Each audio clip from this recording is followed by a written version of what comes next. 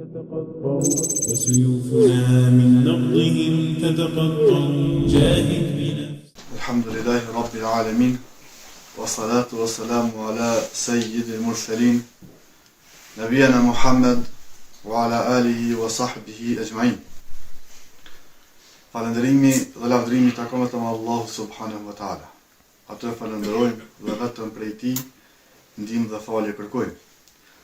Salavatet, selamet ja dërgojmë zotërisë së pejgamberit Muhammedit sallallahu alaihi wasallam, familjes tij besnike, shokëve të tij besnik dhe mbi të gjithë ata të cilët e ndjekin dhe pasojnë rrugën e tij deri në ditën e gjykimit. Vazhdon autori të thot libër se dije ti. Allahu të mëshiroft se na është obligu neve dhe është obligim për çdo musliman edhe muslimane ta'allamu hadhihi al-masail, mësimi i këtyre meseleve, mësimi i këtyre çështjeve.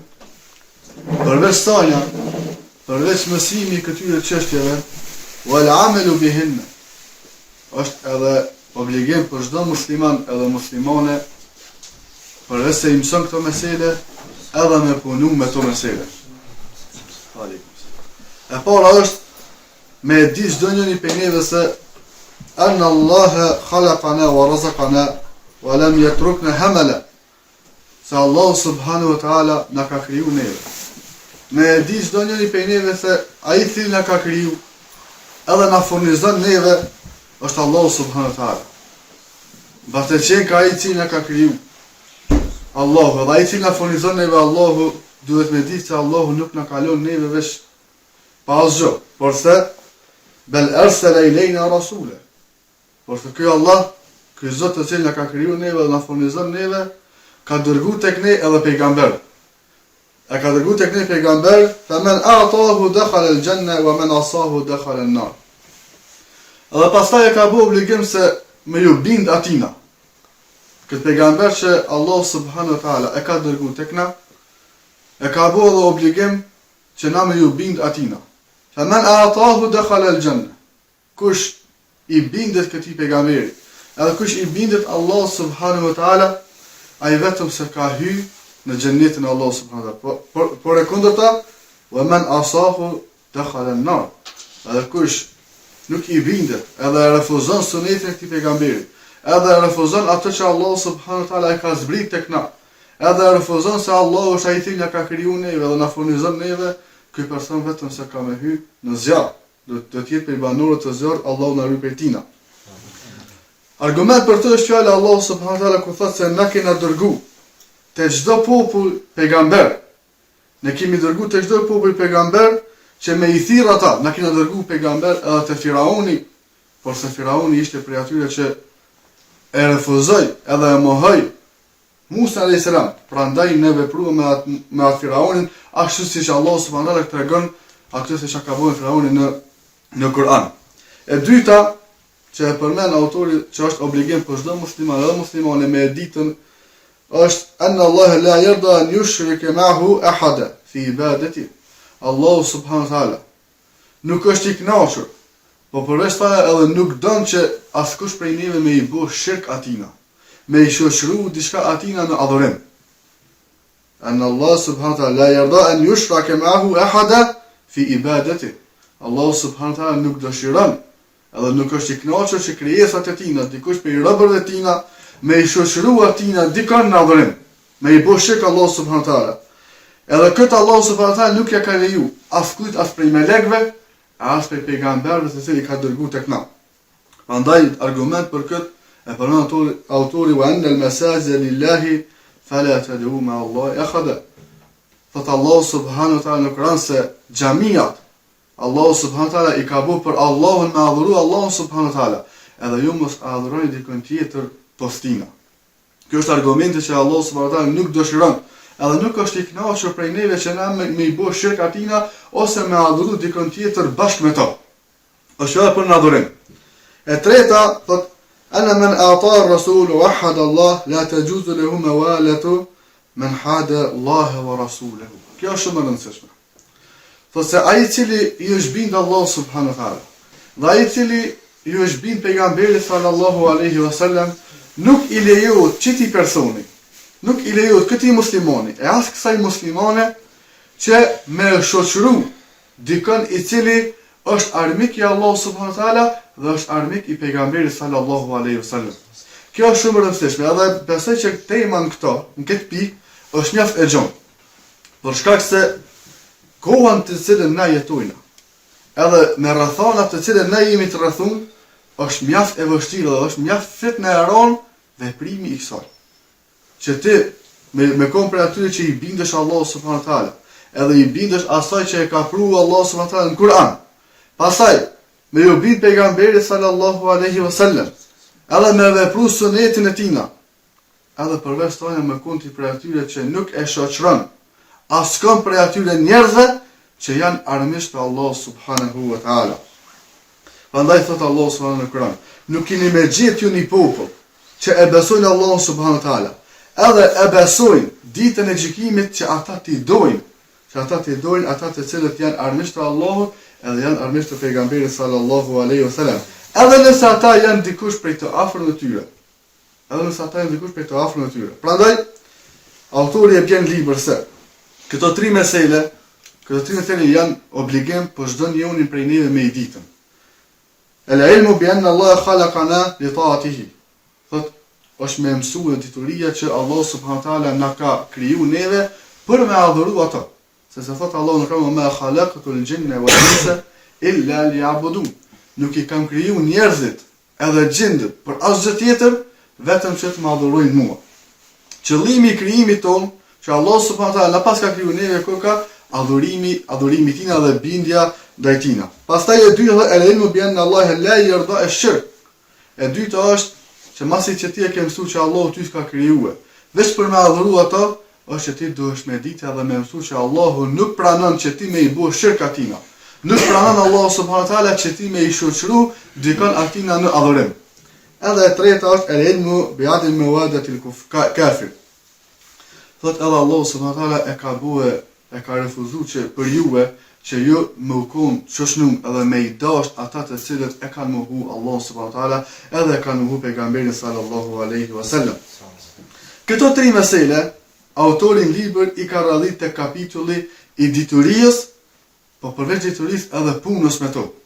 Do thot është obligim për neve që masi ti mësojna këto tri mesele, masi ti mësojna ti mërzojna mirë këto tri mesele, mas kësajna për me njëherë është obligim për neve që edhe me punu me to, edhe me i qitë në praktikën tonë, në ato që shka veprojnë na në jetën e përditshme.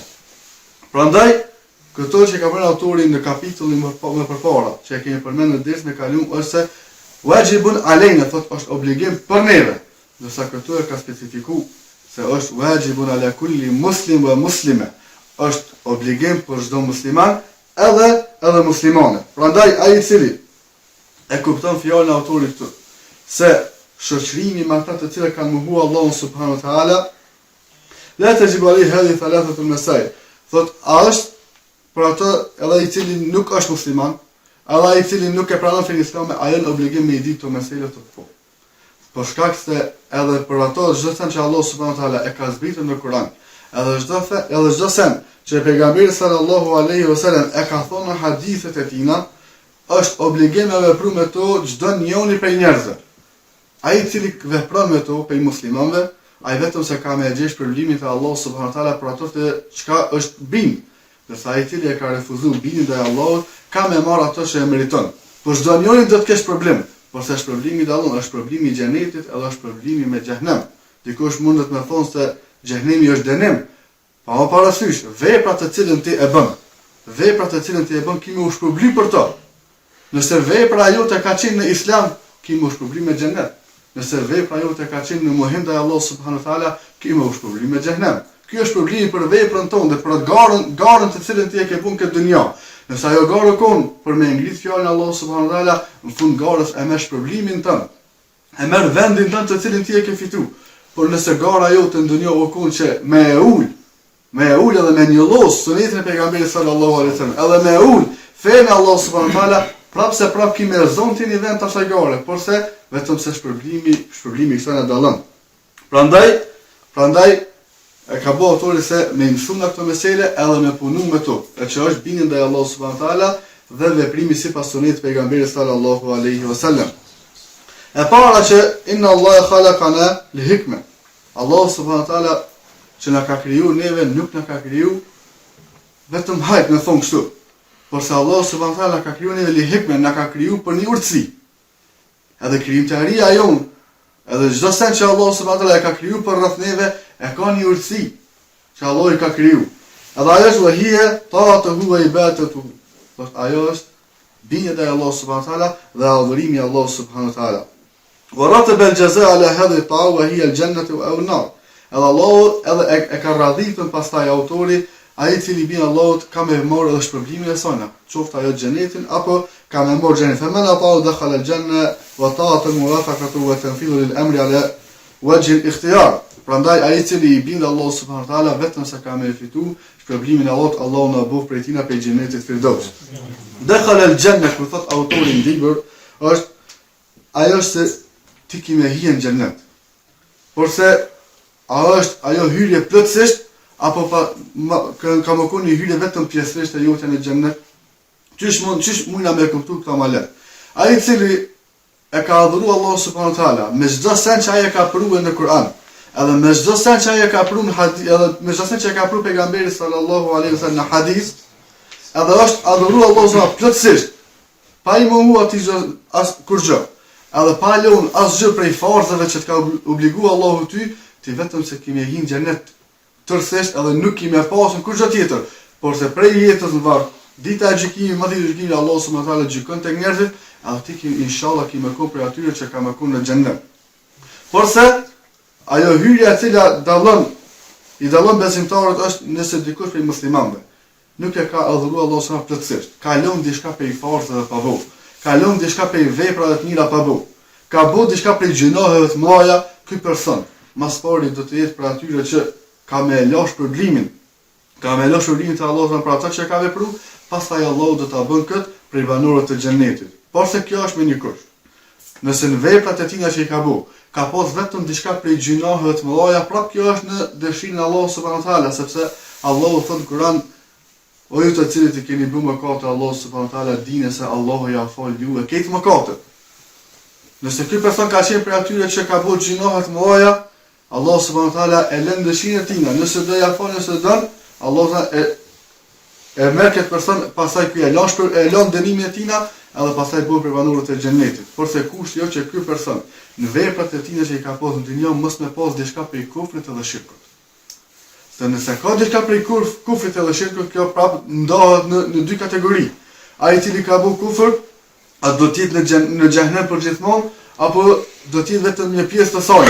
Ai i cili ka bërë kufër të vogël, i cili nuk e çet totalisht prej fejes, ky do të jetë në xhenem për aq kohë sa Allah subhanahu wa taala do ta lënë në xhenem, pastaj do të ndjen nga xhenemi dhe më prej banorëve të xhenetit. Dorsa ai i cili ka vdekur, edhe gjatë veprave tina ka pas diçka që ka bërë prej shirkut, siç e ka përmend autori në këtë libër, ai do të jetë prej atyre që do të jetë prej banorëve të xhenemit çdo herë.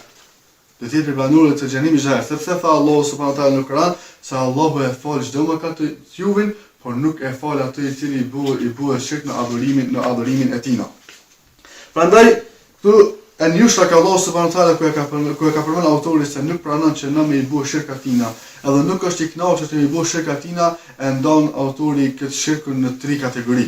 Ato janë 3 kategori e tauhidit. Me i bëu shirk Allahu subhanahu wa taala në asma wa sifat, në emrat e tij të bukur, në cilësitë e tij të larta. Që ti me i bëu Allahu subhanahu wa taala, me i bëu një idhull Allahu subhanahu wa taala, me i shoqëruar diçka në emrat e tij, ose me i shoqëruar diçka Allahu subhanahu wa taala në cilësitë e tina. E që shpjegimi i saj do të vjen prapë më hollësisht. Ose e ka ndo autori me i bëu Allahu subhanahu wa taala shirk në tauhidin rububiyya. Me i bëu diçka Allahu subhanahu wa taala shirk në ato që Allahu subhanahu wa taala e ka kriju, ose në sundim, ose me çdo sen që Allahu subhanahu wa taala e ka bëu prej tauhidit rububiyya, ti me i bëu shirk prapë edhe kjo është për llojet që ti kimë marrë shpërblimin tonë, do të jesh për atyre që do të jesh në xhenemin e Allahut për gjithmonë. Edhe fundi që e ka përmend autori është me i bëu shirk Allahu subhanahu wa taala fil uluhiyya, në adhurim në atë që Allahu subhanahu wa taala ka urdhëruar neve që me ju bind atina, edhe në atë që Allah subhanahu wa taala na ka urdhëruar neve që me adhuru ato me çdo send që ka pru për adhurimeve në librin e tij. Prandaj këtë Allah subhanahu wa taala me i bësh shirkatina jo që nuk e ka lejuar dhe nuk është i kënaqur që askush prej njerëzve me vë, por se përmend autori që askush as prej melekëve, as prej pejgamberëve që Allah subhanahu wa taala i ka dërguar. Sepse thot Allahu tabaraka Allahu nabiyyin mubashirin wa munzirin. Sepse Allah subhanahu wa taala pejgamberët e cilët i ka dërguar tek ummeti jon, por se edhe të popujt më herët nuk i ka dërguar për diçka tjetër, vetëm që ata murkon për lajmërues edhe për gëzues, me dërgu lajmin e Allah subhanahu wa taala, edhe me përgëzu njerëz me ato që Allah subhanahu wa taala i ka obligu ata. Wa dalilu ala anna Allah la yarda ash-shirk qala ta'ala, de argument që Allah subhanahu wa taala nuk është i kënaqur që me i bëj shirk atina është wa anna al-masajida lillahi fala tad'u ma'a Allahi ahada. Allah subhanahu wa taala i ka bëu që xhamiat në konë vend adhurimi për juve. Edhe mos e adhuroni dikën tjetër përveç Allahut, edhe mos jeni për atyre që adhuroni dikën tjetër përveç Allahut subhanahu wa taala. Prandaj shirku që mund të bëjë Allahut, edhe kufri që mund të bëjë Allahut është edhe në dua, por se duaja është në dy kategori. Duaja të cilën na e bojna është dy kategori. Duaja e adhurimit, të cilën na e bojna adhurim, edhe duaja kur na kërkojmë diçka prej Allahut subhanahu wa taala. Duaja e adhurimit apo duaul ibade është çështja në namaz. Kur jemi na duke bërë namaz, na aty vetëm se bojna dua. Edhe gjatë namazit, nëse atë namaz e bojna për dikën tjetër përveç Allahut subhanahu wa taala, kjo është për veprave të shirkut.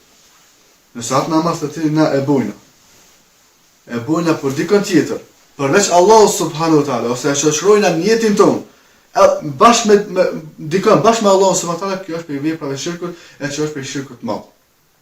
Edhe duaja e dytë, lloji i dytë i duas është duaja kur ne kërkojmë diçka prej Allahut subhanahu wa taala. Por se dëshirojna me kërku prej dikujna prej njerëzve që më ndërmithu te Allahu, ose kërkojna prej dikujna tjetër e jo prej Allahut subhanahu wa taala. Edhe kjo është prej veprave të shirkut. Prandaj edhe çështja e tretë që ka përmend autori të mesirës që thonë se kjo e ka një shpjegim edhe më të madh është që Allahu subhanahu wa taala e ka mohu prej neve, se na kurtina prej atyre që e adhurojmë Allahun. Edhe i bindje i pejgamberit sallallahu alaihi wasallam nuk është e udhës që na me u shoqëru me ata të cilët janë armiqtë të Allahut edhe janë armiqtë të pejgamberit sallallahu alaihi wasallam. Por se kjo është disa lloje. Iman al-mahabbatu wan-nasra wal-mutabatu wal-muwafaqa.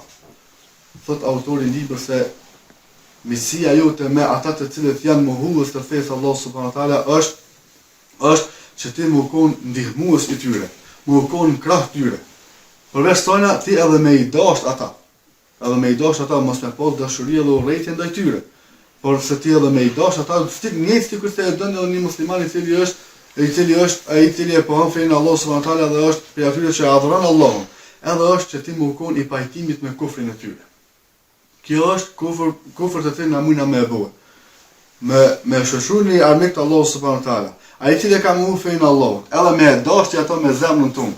Po përveç thënë edhe me ndihmu atina. Edhe më kon i pajtimit në atë se për fejes tina që ka ai, kjo është kufër, Allah në rrë pejsojna. Prandaj, ajet e cilën e ka përmend autorin libër është se nuk lejohet askush prej neve, që me kon për atyre që e adhurojnë Allahun subhanahu wa taala, edhe shoqërojnë dikë i cili është armik i Allahut ose e ka mohu Allahun. Të shohim shumë prej njerëzve sot, të cilët janë prej muslimanëve, edhe shoqërohen me njerëz të cilët kanë mohu me pabesimtar. Përveç saj ata i ndihmojnë, e që ka raste që i ndihmojnë atyre edhe kundër muslimanëve. E që kjo është zullum mbi zullum. Përveç se ti i ndihmon atina, i ndihmon atina edhe për diçka kundër muslimanëve. Kjo është zullum mbi zullum. Përveç saj ti edhe i don ata, edhe nuk ki ndonjë urrëti ndaj tyre. Prapë edhe kjo është një zullum ndaj vetes tonë dhe fejes tonë. Edhe përveç se ti je i pajtimit me kufrin e tyre. Këtu është dashuria dhe urrejtja, që ti duhesh me dash ato i cili adhuron Allahun subhanahu wa taala, edhe me urrejt ato i cili e ka mohu Allahun subhanahu wa taala. Prandaj, ç'është dispozita e atina që është armik i Allahut edhe është armik i pejgamberit sallallahu alaihi wasallam. Këtu autori ka pru një sqarim mjaft gjon. E ka pru një sqarim gjon të cilin e ka ndosur se nganjëherë është kufër që çet prej fejes, nganjëherë nuk është kufër që çet prej fejes, nganjëherë është vetëm prej mëkateve të mëdha.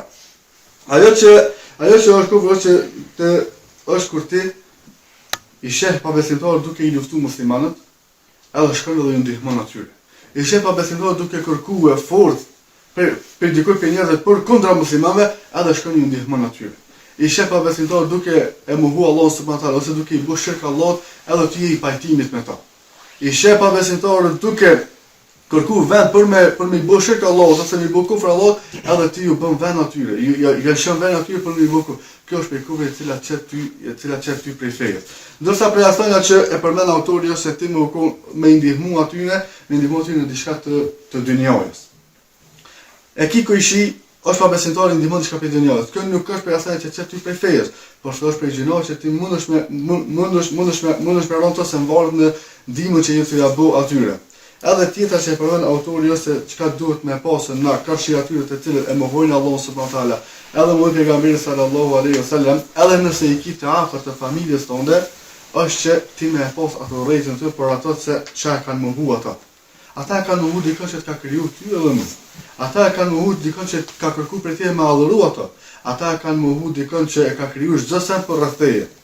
Kështu duhet me pas ti urrejtën e tyre. Edhe do të me pasën shumë kujdes, se edhe nëse i ki të afërtu, mos me pasën ato që ti me i respektu ata për ato se çka janë ata.